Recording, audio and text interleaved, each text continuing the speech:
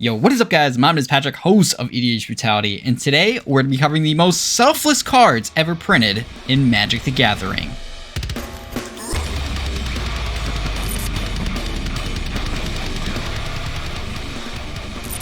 Welcome back folks, welcome back to the channel, thank you for dropping by and your ongoing support. My name is Patrick, host of the EDH Brutality YouTube page in which we upload Magic the Gathering analysis and content every Sunday. We've got quite the exciting list waiting for you, as today we're going to be showcasing the epitome known as Group Hug. It should be noted that we can make use of all cards displayed in today's video in a more sinister fashion. However, intentionally, they are naturally there to help our opponents, so that is the portion we are going to be covering today. A quick disclaimer is you won't be seeing any Group Hug cards you are accustomed to, as the ones displayed in today's video are only focused around helping our opponents, thus making them truly selfless Group Hug cards.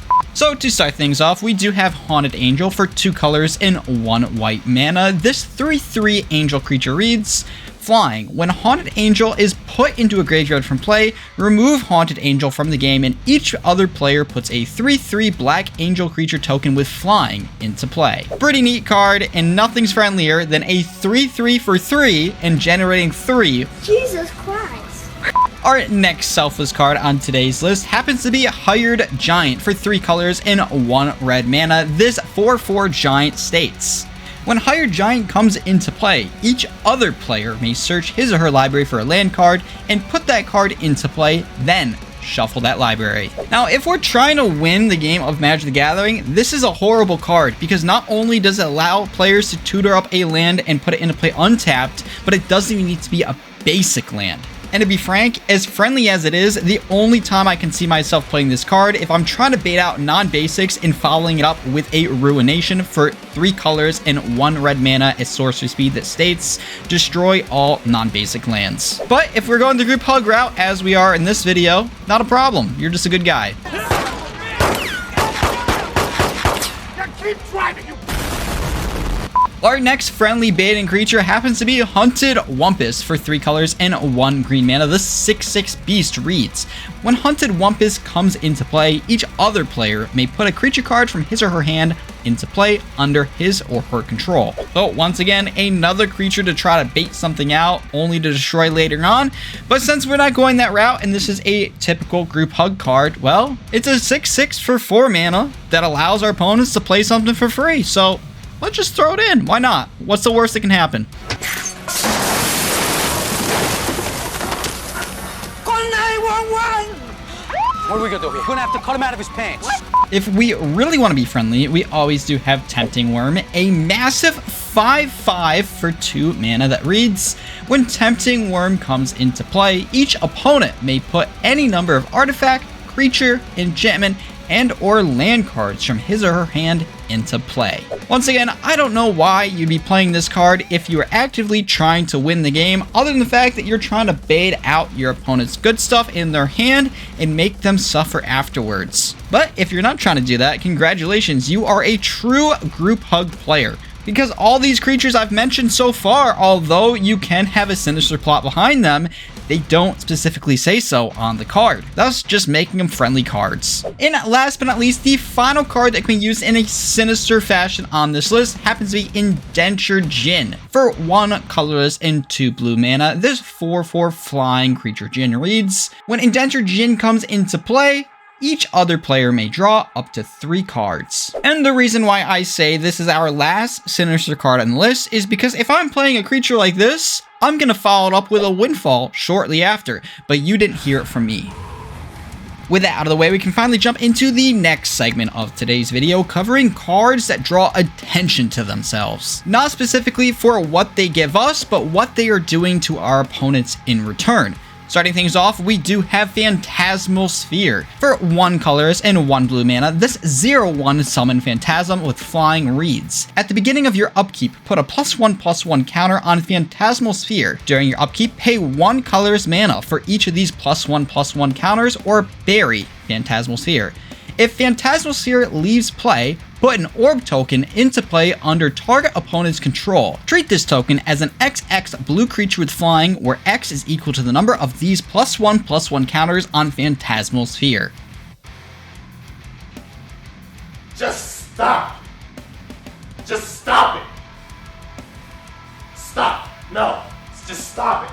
Next up, we've got Sheltering Agent at 1 colors and 1 green mana. This 5/5 Trampling Treefolk reads, cumulative upkeep, put a +1/+1 counter on a creature an opponent controls. So once again, another very large creature that is only there to help out a single opponent, thus warranting the negative attention it could possibly attract. But speaking of another true group hug in similar fashion, we have Varchild's War Riders at 1 colors and 1 red mana. This 3/4 summon War Rider reads, trample, rampage 1, cumulative upkeep, put a survivor token into play under target opponent's control.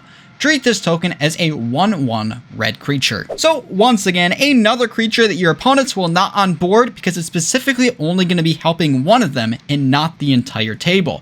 But speaking of helping a single opponent, we also have Wall of Shards at 1 colors and 1 white mana. This 1/8 Defender Flying Wall reads, cumulative upkeep, an opponent gains 1 life. Now, I really like these cards if I'm not trying to win the game and just trying to hug someone out because the reactions are always priceless. One thing I would love to do if I had all 4 of these in a single deck is play them one at a time, hopefully all 4 on board, and then target each one of their upkeep effects designated towards a different opponent at the table. Or if you're a dick, you could just target them all to the same opponent and just give them the game, but I mean, you could do that too. For the other group hug cards on our list today that only help our opponents, we've got Spectral Searchlight coming in at 3 colors mana. This artifact spell states, tap Spectral Searchlight and choose a player. That player adds 1 mana of any color they choose. For a similar effect, we've got Victory Chimes at 3 colors mana. Once again, another artifact spell that says, untap Victory Chimes during each other player's untap step. Tap Victory Chimes and a player of your choice adds 1 colorless mana. If we are trying to be a nice guy and refill our opponent's hands, we can do so with a card known as Wheel and Deal, coming in at 3 colors and 1 blue mana. This instant speed spell reads, any number of target opponents each discards his or her hand and draws 7 cards, as well as it being a cantrip to allow us, the caster, to draw a single card in return. So once again, it's another true group hug card that will only help our opponent, so if you're trying to win, don't play it. But if you could care less and you just really want to help those opponents, it shouldn't be ignored.